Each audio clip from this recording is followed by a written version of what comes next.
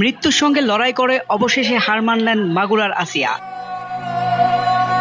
ঢাকা সম্মিলিত সামরিক হাসপাতাল সিএমএইচ এর চিকিৎসাধীন মাগুরায় ধর্ষণের শিকার শিশু আসিয়া মারা গেছে। এই আসিয়া ইস্যু আমরা ভুলে যাব, বেশি দিন সময় লাগবে না, 1 মাস 2 মাস হাইয়েস্ট 3 মাস। এর আগেও বহু ইস্যু আমরা এসেছে ভুলে গেছি, একটার পর একটা এসেছে, একটার পর একটা ভুলে গেছি আমরা, এবং যাবো ভবিষ্যতে। লিখে নেন আপনারা, এই বাচ্চার কথা কেউ মনে রাখবে না, এই বাচ্চাটার কথা কেউ মনে রাখবে না। 3 মাস পরে, 6 মাস পরে, 1 বছর পরে আরো নতুন ইস্যু আসবে, আরো নতুন পাপ হবে, আরো বড় বড় ঘটনা ঘটবে। এরপরে মানুষ এই বাচ্চাটাকে ভুলে যাবে।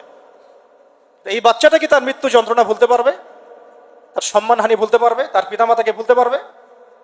এখন প্রশ্ন হচ্ছে, তার পিতাকেও যদি আমরা জিজ্ঞাসা করি, ইসলামে রেপের শাস্তি হচ্ছে মৃত্যুদণ্ড, আর ব্যভিচারের শাস্তি হচ্ছে অর্ধেক কোমর পর্যন্ত পুঁতে পাথর নিক্ষেপ করে হত্যা করা, এবং বিবাহিত ব্যক্তি হলে এই শাস্তি, অবিবাহিত হলে 100 বেত্রাঘাত, 1 বছরের নির্বাসন এবং সমাজ থেকে বয়কট করা, আর ধর্ষণ হলে সরাসরি মৃত্যুদণ্ড। 3 মাস সময় লাগার কথা না, 3 দিনের মধ্যেই করা সম্ভব। এটা শরিয়া আইন, এটা আল্লাহ রাব্বুল আলামিনের শরিয়া বিধান। এখন তারাও কি এটাতে রাজি হবে?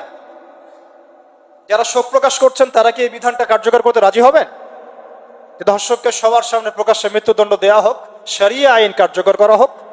রাজি হবেন না, কারণ আপনারা বলবেন এটা করতে গেলে বাংলাদেশ নাকি মৌলবাদী রাষ্ট্র হয়ে যাবে। তো সমস্যার গোড়ায় আপনারা যেতে চান না, ডালপালা নিয়ে নাড়াচাড়া করেন। জেনা ফ্রি মিক্সিংটাকে উন্মুক্ত করে দেয়া হলো, ছেলে মেয়ের অবাধ বিচরণটাকে উন্মুক্ত করে দেয়া হচ্ছে।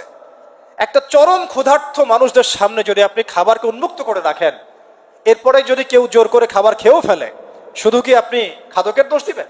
পুরো সিস্টেমটাই দায়ী, পুরো সিস্টেমটাই দায়ী। এখানে আপনি নারী পুরুষকে অবাধ মেলামেশা দিয়েছেন, ফ্রি মিক্সিং এ দিয়েছেন, একদম ছোটবেলা থেকেই, স্কুল লাইফ থেকে, কলেজ লাইফ থেকে, ইউনিভার্সিটি লাইফ থেকে, জব সেকশনে, এমনকি রাজনীতি করতে গেলেও কর্পোরেট সেকশনে, ব্যবসায়িক সেকশনে, অফিস আদালতে, সব জায়গায় ফ্রি মিক্সিংকে অবাধভাবে আপনি উন্মুক্ত করে দিয়েছেন, আমরা উন্মুক্ত করে দিয়েছি। এর উপরে ছড়িয়ে দিয়েছি পর্নোগ্রাফি। পর্নোগ্রাফি সবার ফোনে ফোনে। পর্নোগ্রাফি দেখতে থাকলে একটা মানুষ বাচ্চাকে না, কয়েকদিন পরে পশুর সাথেও জেনা করতে পারে। যদি সামনে দেখেন যে মানুষ পশুর সাথে জেনা করেছে, আপনারা অবাক হতে পারেন, আমি অবাক হব না, কারণ পর্নোগ্রাফি মানুষকে পশুর সাথেও জেনা করতে শিখাবে। বাচ্চা তো কিছুই না। এর উপর আছে বিবাহ বহির্ভূত সম্পর্ক, ব্যভিচার, জিনা, ফ্রি মিক্সিং, ভ্যালেন্টাইন্স ডে মতো দিবসগুলো পালন করে ছেলে মেয়ের অবাধ মেলামেশা। আর এই জেনাগুলোকে আমরা বলছি কাছে আসার গল্প, যেখানে ওর উপরে 100 বেত্রাঘাতের শাস্তি অলরেডি মজুদ হয়ে গেছে। আর কতগুলো যে জেনা হয়েছে এটা তো আল্লাহ পাক ভালো জানেন। একটা দুইটা তো করে নাই, একটার পর একটা চেঞ্জ করেছে।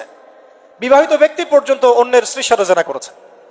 আর এটা তো ধর্ম তো অনেক বড় বিষয়, ধর্ম তো অনেক বড় বিষয়। এটা তো একটা মানবতা বিরোধী অপরাধ, এটা তো একটা মানবতা বিরোধী অপরাধ। এখন সমস্যা কি এক কেন্দ্রিক? এটা বহুমুখী সমস্যা। ফ্রি মিক্সিং রেখেছেন, পর্ন চালু করে দিয়েছেন, এবং সবচেয়ে বড় কথা, এর শরঈ বিচারটুকু নিশ্চিত হচ্ছে না। তাহলে সমাজের মধ্যে এগুলো কমবে না বাড়বে? সিম্পল, সমাজের মধ্যে এগুলো বাড়বে। 6টা কাজ করেন, ইনশাআল্লাহ তাআলা কমে যাবে। প্রথমত, শরঈ পর্দা নিশ্চিত করেন। দ্বিতীয়ত, ফ্রি মিক্সিং বন্ধ করে দেন।